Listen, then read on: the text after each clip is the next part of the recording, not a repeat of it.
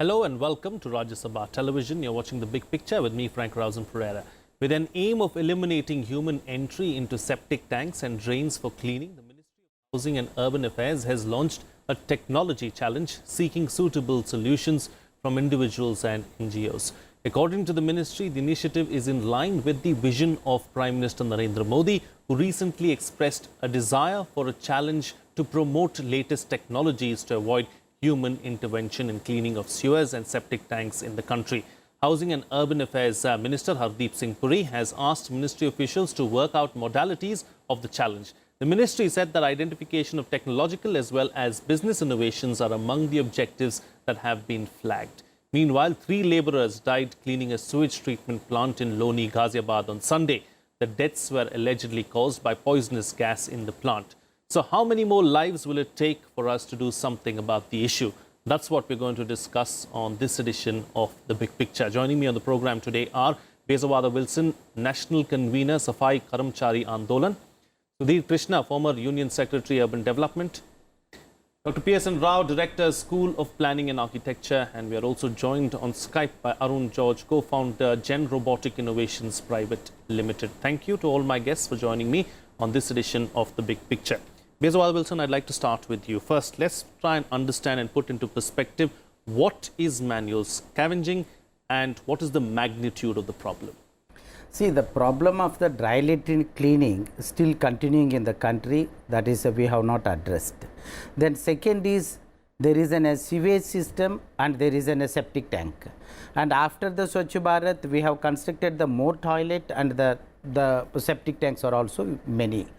We have not developed any technology, and moreover we have not identified after the independence even today how many scavengers are there in the country.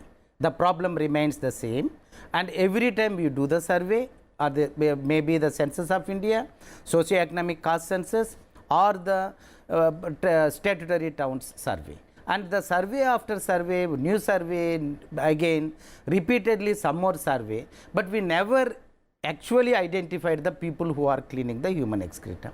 And now the additional problem is that actually this is we have actually started looking, but from the independence the people are entering into the sewer lines and they are dying, and the septic tanks are cleaning, and we have not developed any kind of a technology. And even today what we are thinking also, this is another way they are asking individuals and the NGOs to develop. And when there isn't a technology which is required, Agni we want to develop, we have a establishment. Prithvi we want, rocket launching we have, Sriharikota we have launch pad, but we don't have any technology with the government. Why this kind of a double standard? That I am unable to understand. And people are dying.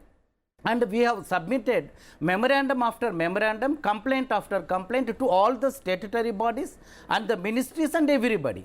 But nobody is even writing a response to that. What are the steps they are taking? And even yesterday the people died in that. It is not happening a septic tank or sewer line. We have to understand it happened in the sewage treatment plant, where you have to treat the sewage water. There the people are dying. This is not the first time. Delhi last year also happened. I think that's a very valid point that is being raised by Mr. Wilson. Mr. Sudhir Krishna, on the one hand we are sending a mission to Mars, we are talking about excavating the moon. On the other hand, we don't have the required technology to deal with this kind of an issue. Why the double standards is what he is asking. I think the problem has to be solved and can be solved in 2 different ways. One is the newer and localized technology, and not very high sounding technologies, and second is awareness and compliance by the people at large. So on one side, we have this problem of isolated latrines which have to be cleaned. They have septic tanks, all right, but septic tank has to be cleaned. Once septic tank is cleaned, the material there, waste has to be taken somewhere by some method, and they are all isolated. So one very good solution is the biotechnology. Biological solutions are available. When we have got the bio toilets, where the bacteria will convert the fecal matter into methane gas and water, and the gas is so feeble in a large environment, it can be tapped for generating heat. And I'm sorry to cut you short, but is it a viable technology? it is very much viable. That's what I'm saying. We have tried it ourselves. I have personally got involved with that technology in New Moti Bagh, where I was staying until sometime until my retirement. We had installed bio plant, the bio toilet, and even today it is working very well. In fact, tomorrow I'm going to see it once again, though I don't live there for a couple of years. So that is one thing. In isolated places, individual households particularly, railways have installed it. Of course, in public area there are problems because people sometimes put non-degradable material like plastic packets and biscuit wrappers, etc. in that, then it becomes difficult. But personalized places, it is very much possible. As far as awareness and participation of people is concerned, this is an issue which is more challenging actually. That issue is like, I understand, in Gurgaon where I'm living, when we are struggling along with the people for making city cleaner, they say that there are reports that restaurants and so on, in the night, they open the manhole and put their waste of the restaurant in the manhole. If that goes on, then there is no machine that will work. If you put construction waste in the manhole, if you put the restaurant and hotel waste in the manhole, and that will not work, and no technology will work ever. Only human being have to go, if at all. It's the worst thing to do, but there is no option. So people have to cooperate, follow the rules of living, good living. On the other hand, the government has to promote bio-toilet type of technology. I'm sure it will resolve. Sure. Yes. Better planning, Dr. Rao, is that the way forward really to deal with this kind of a situation, with the number of people in cities increasing? Obviously, this problem of sanitation is going to only become twofold or multifold. Is better planning the answer? Part of the answer is better planning.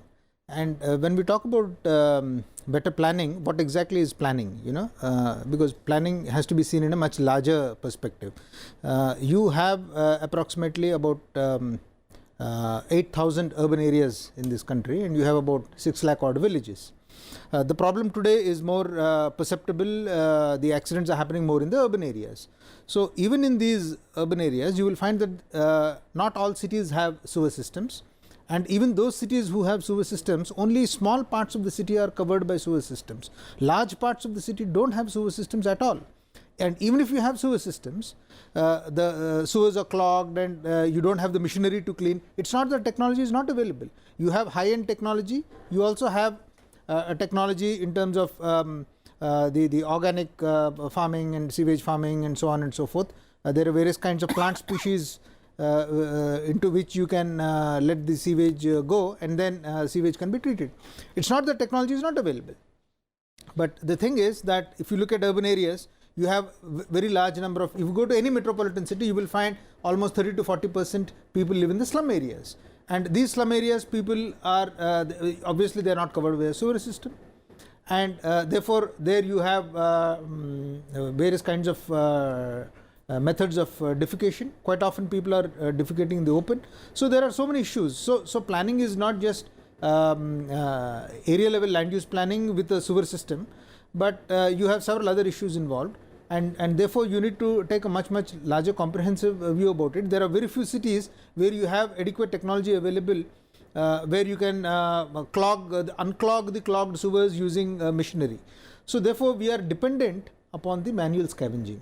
And although manual scavenging has been banned, the first legislation came in 1993, and then subsequently we had a legislation in 2013. But unfortunately, till today, we still find, as per the 2011 census, we still have about 1 million people in this country who are engaged in manual scavenging. So it is a terrible statistic for us to fall back upon today. So therefore something really needs to be done. So it is not only technological planning, it is not only city planning, but it's also planning the manpower and dependence on technology and so on. Talking about the technology, we have Arun George, co-founder Gen Robotic Innovations Private Limited, who are in fact developing such kind of technology to deal with the problem of manual scavenging. How, what is the kind of technology that we really need to deal with this problem, Arun George? Actually, the problem that the manhole is designed in such a way that the man should enter and clean. The name itself says manhole. The man has to enter and clean. So basically there are many machines that is available in market and currently used in the field. There are sucking machines, jetty machines are there, But the problem is that none of the mission is eliminating the manual, like the entering of this man into the manhole. All mission are can be used only when a man has to enter into the manhole. The problem of this manual scavenging or the manhole accidents occurs while men enter into this manhole for the cleaning. So technologically, what we can do is like we need to develop a machine that can do the same task that done by a man inside a manhole. We should replace the human being in using a machine. Yeah. Okay, fine. So we don't have the kind of real technology that is required. At the end of the day, a man has to enter a manhole and then use the technology is what is being suggested by the technology expert. Bezawara Wilson, I'm going to go back to a point that PSN Rao made. He spoke about how it is illegal and how it is a criminal non-bailable act, but yet manual scavenging continues unhindered. Why? See, the major problem here is there is no political will. 1993 Act has passed by the Parliament, but till and 2013. After that, can any bureaucrat of this country can say that we have prosecuted one person? So you have the law. Law is prohibiting. But somebody has the law enforcement agencies, when it is coming to the Safai Karmacharis, particularly the rights of the Dalits, they just feel that what is wrong is there. The untouchables are cleaning. Like there is something in the mindset of the Indian psyche. Without touching that, you cannot with any kind of a technology will not give any solution. Why we are not prosecuting? Why the officials are still like a Ghaziabad? They are announcing 30,000 rupees yesterday. They know that 2014 March 27th, Honorable Supreme Court Chief Justice has given a judgment stating that you have to pay compensation of the 10 lakhs. And I am not talking about the compensation 10. Why they are announcing? Means when it comes to the marginalized, particularly Dalits, the law enforcement agencies and the politicians of this country and administrators, they are all making a double standards. They have to understand this. And I must say very clearly, this is a national emergency. That all the politicians, now the parliament sessions are going to start. You have to have a special discussion on when you are going to stop killing us in sewer line and septic tank. And you say that we have the technology. Where is the technology? If the technology is there, if it is not available even in the national capital Delhi, and we have lost the 39 people, and you are saying that still the technology is there. And bio toilets, all toilets. So that why the Indian Railways still employing the scavengers, and that is the two problems. And actually, the old problem, the ancient problem of so many lakhs of the women still carrying the dry latrines, the shit. So why we are not even enrolling how many women are cleaning, how many dry latrines are there? So we have no action plan. We have no proper plan. I can say that we have no plan at all. So if there are the dry latrines, when are you going to end the dry latrine cleaning? No, there is no plan.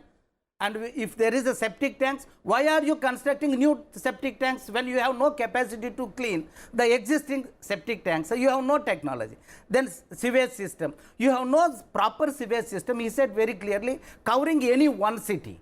And we are talking about the smart cities. Can any person can say, including even our Prime Minister, which city we are going to say that this is the manual scavenging free state or the city we are announcing by so and so date? We have no deadlines. Sure. So that is, I must say, there is no political will. So all the parliamentarians, next parliament session, there must be a special discussion when are we going to stop killing the Dalits in the sewer line and septic tank. And people are dying. And no prosecutions and no technology intervention. Now you are coming with the asking individuals and NGOs to develop. See, this is a very problematic. Sure. India has a capacity to. You're suggesting that the work is done by Dalits and that's why no one is really seriously looking at it and taking this issue up, just like the black man's disease in Africa that we've seen spread all over the place, where no one seems to be extremely concerned about. That having been said, Dr. Rao, there's so much talk about smart cities, about how we are going to ensure that they're going to be on par with some of the best cities in the world. Are smart cities being planned in a way where we do not have to use manual scavengers? See, not all smart cities are looking at scavenging.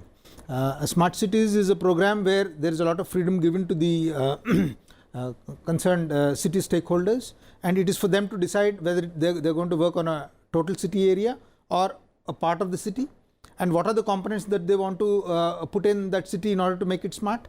So therefore, again, like Mr. Wilson said, is sanitation really the priority? Is a very big question mark in the smart city program as well. But then we do have, on the other hand, in the same breath, I must say that we have a Swachh Bharat mission. So if the Honorable Prime Minister of this country has put squarely in front of us that yes, we need to clean up the country, we need to clean up our urban areas.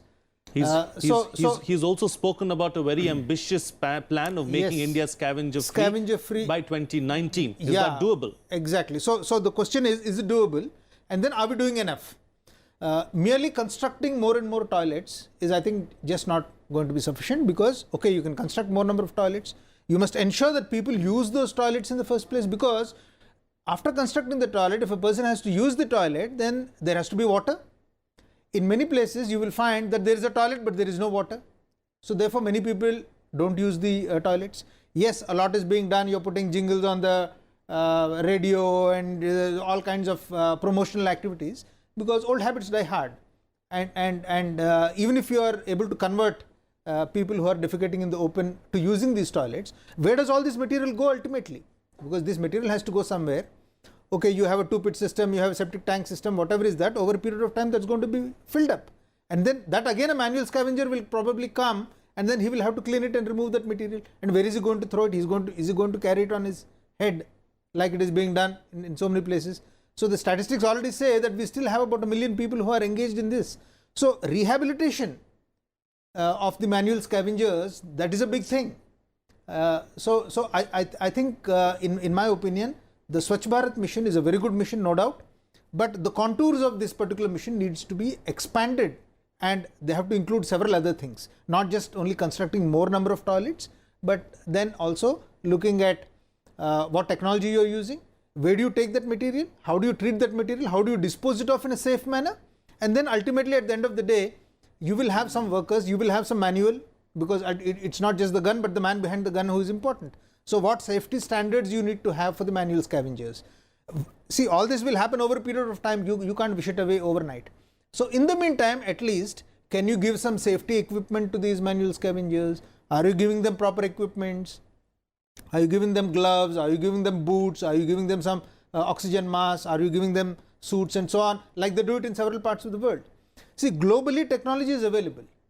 In our country, in the municipalities, technology is not available. I have been to many municipalities in small towns where, and some big towns as well, where they don't have the machines available.